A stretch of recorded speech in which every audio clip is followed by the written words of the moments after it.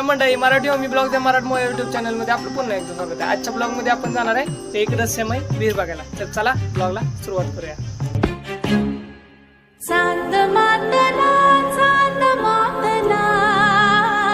जीव गुंतला जीव गुंतला।